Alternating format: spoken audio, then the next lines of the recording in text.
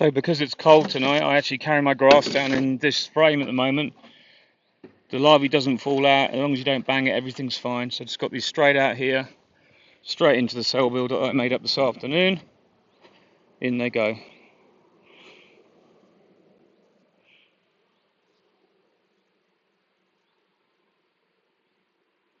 Push those together. Ow.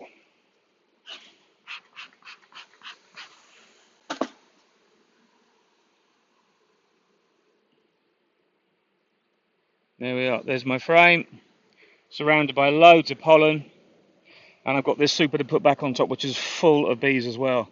So there's bees all over this, very full. There should be plenty to draw up some good cells with all that pollen.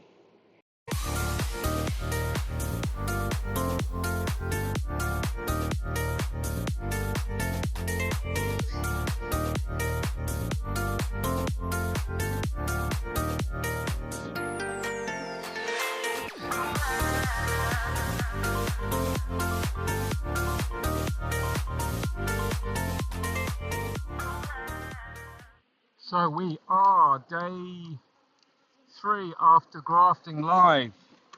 I'm just going to show you a couple of things I'm doing. And I'm going to tilt this down first so you can see, and I hope you can see inside this hive. This is the builder. I'm excuse the angle and everything. I'm just going to leave it like this for a moment while I just show you what's going on.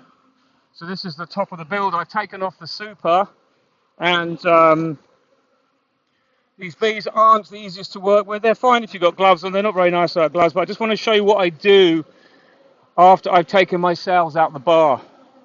So this was the cell bar that had the frames in. Okay, I got a really good take today.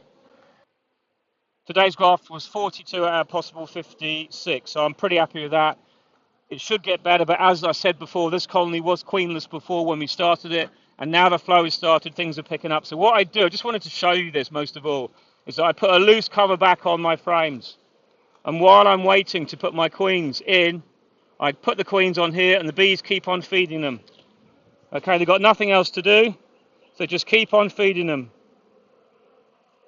They're ready now to put in a finisher. I'll also show you the pollen frame. It's really interesting to see this. You can see they really are just eating it up, but they're only taking what they need. I'll shake it off so you can see. Look at that pollen frame. They're going down it, they're taking it down slowly, but they're just using it. It's absolutely fantastic. So that's what you want. You see that nutrition I've given them? They're just lapping it up. And the other thing I'll show you is, to help stop comb being built, is this. I put a frame of foundation in. Here it is. This is what they're building. See how it's drawn out already? I could really take that out today and put another one in, because they built that out well. I might just leave it one more day and then change it for another one. But all is good. I'm not going to pee these bees off anymore because they're getting a little bit bouncy. So I'm going to put these cells back on, cover them over temporarily, and we're going to go and make a finisher ready. And you can come along with me to do that.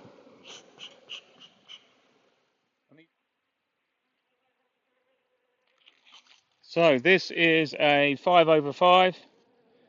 That is going to be now changed to a 5/5 for queen finishing.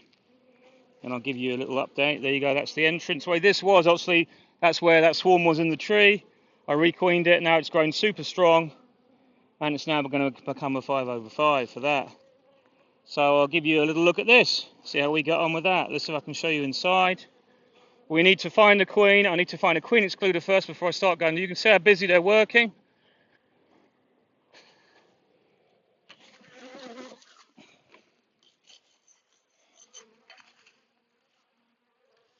Lots of pollen going in.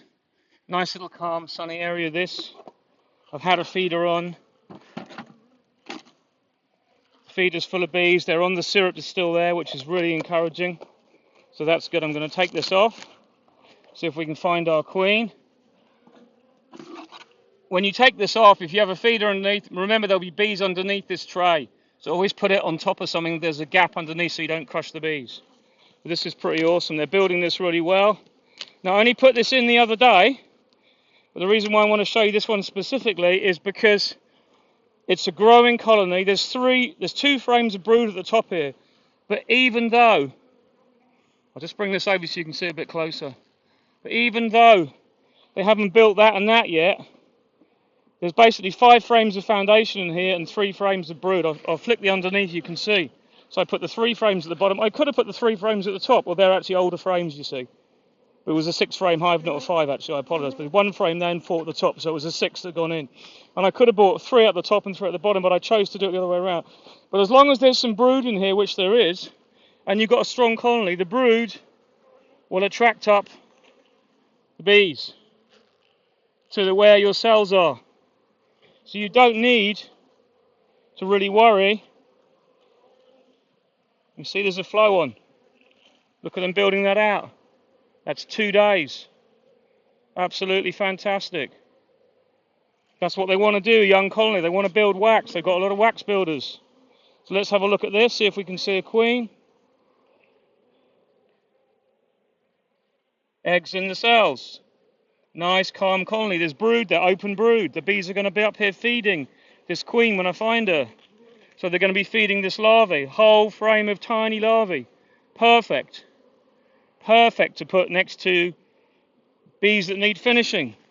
So let's see if I can see the queen. If I can see her, it makes life a heck of a lot easier for me managing the queen.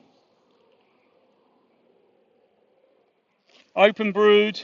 They're putting nectar back in it as I'd expect. They're not a huge colony yet, but they're well big enough to finish. There's the queen, easy peasy. White dot queen. There she is. So we can put that underneath now. This is what I don't like to do usually, but I should have just lifted off this box. I'm going to put her back in this very gently because I know where she is. Roughly, famous last words. So there she is. Okay, I haven't got my queen clip with me, which is the big mistake. But I know she's in that top box for the moment. So I'm going to quickly remove this top box, put it to one side. I'm going to take the frame back out carefully because I know I've got the queen on this frame. Can we see her as she run off down beneath like they do sometimes? There she is. So now we can get her on. This is a tricky job, but sometimes you can just do this and she'll run over there and go down to the next frame. There she goes, just in there. So I know the queen is underneath. And pretty likely it's the only queen. So brilliant. There's our queen excluder. On that goes.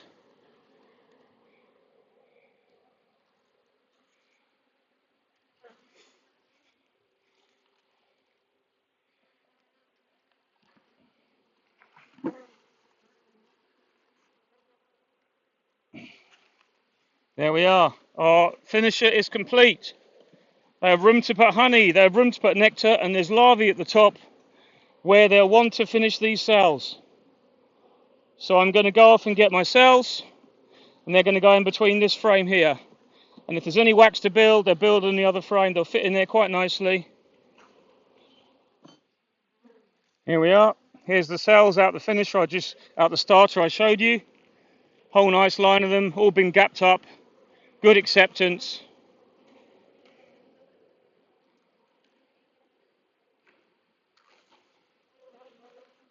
And because the weather's just that little bit better today, I'm able to harvest them out a bit earlier, so I might get a few more. They might be less ruined by their own selection, and that means I can get them in the finishers earlier, and then the original starter becomes hopelessly queenless quicker and sooner. So this is how I'm going to do it. As I said, I've only got 2 frames of bees and brooded, but they've both got larvae and eggs in, and that will draw the bees up, and they're a good colony, they're growing, they're drawing comb. So what I do is I'm just going to stick them in between the 2, and that is enough. I'm only got 14 cells here on a young colony with a good queen, strong in a good flow. So what am I going to put on top of here? I'm going to put a feeder. I'm going to put some pollen sub as well later on. But even though there might not look many bees, if you want, I'll show you in a few days, and I'll show you the finished cells. But that's all I need because they've got foundation they can draw wax on. They won't draw anything here. It'll just be they'll just draw out the cells and that'll be done. This is my number 2 graft. The second graft I've done. I'm going to do another graft this afternoon, which will be number 3. But they won't be going until later. So I've left that colony with the strongest amount of time. I've got other ones here that I'm also converting to 5/5. So this one's a 5/5, but I haven't made that queen right yet. This one was a 6-frame swarm, but that'll be converted to a 5/5. And the same for that one. It gives me more and more finishes. You can see I'm just doing what I have to do as and when, letting the bees grow at the right time. This is nice and strong. This is the same. So I've got a feeder on this one and an open feeder. The feeder design is the ones we made last year, which seem to work really well. So there's our bees. There's the feeder. The whole idea was these wooden pieces we put around was to stop the bees drowning in the syrup, and it works really well. So anyway, that gives you an idea. It's all about, at the moment, getting as many bees as we can into boxes that can finish, and then we can split these boxes at the end of the year, the ones that are queen right, any that aren't, as I just showed you. Any that aren't, we'll get queen right between now and the end of the year and make them a single box. It's all about using what you have and doing the best thing for your bees. Look at that pollen coming in. Isn't that wonderful? So just to run through that again, my finisher now is hopelessly queenless, and it's 2 o'clock in the afternoon. I'll be able to get the graft done this evening and get them in later on, which will be great. And in the meantime, they'll be hopelessly queenless, and they'll be desperate to make that queen because they'll be missing their larvae to feed. And when you got the next lot of grafts ready, they accept them even better. And because the weather's better and the flow's stronger and it's a little bit warmer, everything works even better. And that's why you get better takes on your grafts, because it's easier for the bees. They're not struggling. So I just wanted to share that with you today. Something extra, but the graft, the cell builder we prepared, it wasn't the best colony to use. I would have preferred a softer one. In other words, one that's a little bit less. It's not aggressive. It's just not as nice to use as some of the ones I've had in the past. But hey ho, such is life, you know. So that's all ready now. These bees are foraging like mad. And nice builder there, bringing plenty of stores in.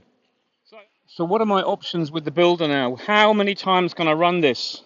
How many times can I run this cell builder before it starts to subside? Well, if you've been watching Ian Stepler, you'll see he's run some of his, I think, for well over a week. That's probably 5, 6, maybe 7 loads. I generally tend to stop mine after 5 or 6 because I find that they lose their vitality. But if I can add some brood this week, I will. But what I'll probably do instead is just stock another one. I've got several good colonies around here. You can see that are going absolutely mad right now with the nectar and everything else that I can use as builders. But I prefer to keep them really strong and then say, right, that's enough on that one. We'll reassemble that one, and then that one becomes just a normal colony. But the problem is the colony that we had there before, as we know, was queenless as well when we went to make it hopelessly queenless. So they'd made some cells, but obviously I dug those out. But normally you invert the whole system, and then the colony kicks off again and gets going. Then you can add more frames of brood, and the whole thing starts again.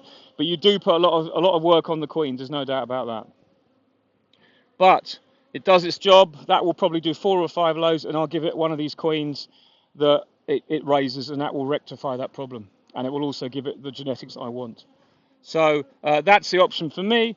So what you can do is you can just do 1 round of cells in a smaller box with the same setup, and then just reinvert it. So as long as you've got those cells above an excluder afterwards, they're safe, they'll finish fine.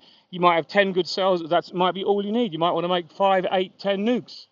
It's entirely up to you. You have so many options with doing this. And I'm not saying at all that the cloak board method or the Miller method or all the other huge amount of methods are no good, because they're all good if they work for you.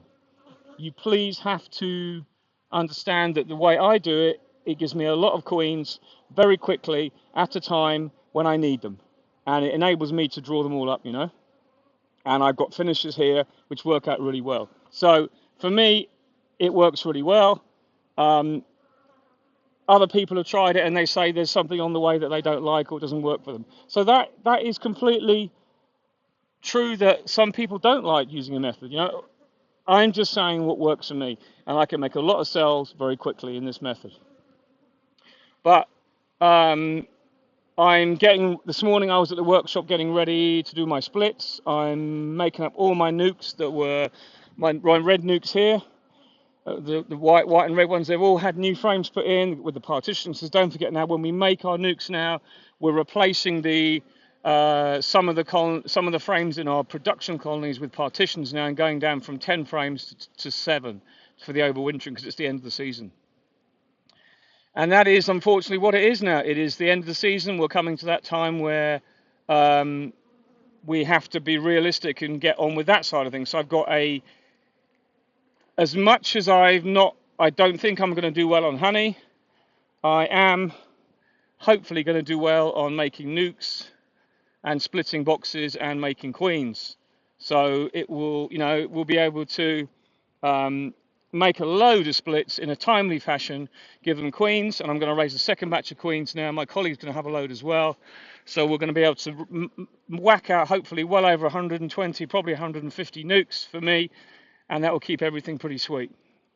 So that even though I might struggle this side of the year financially, next year when I sell a load of nukes on, that will hopefully give me some revenue that side of the year. But and also if I for instance had winter losses, I've got the replacements, because I've got away well this year. Even though the weather's been lousy, I have actually not had too much swarming, and I didn't have too much winter losses.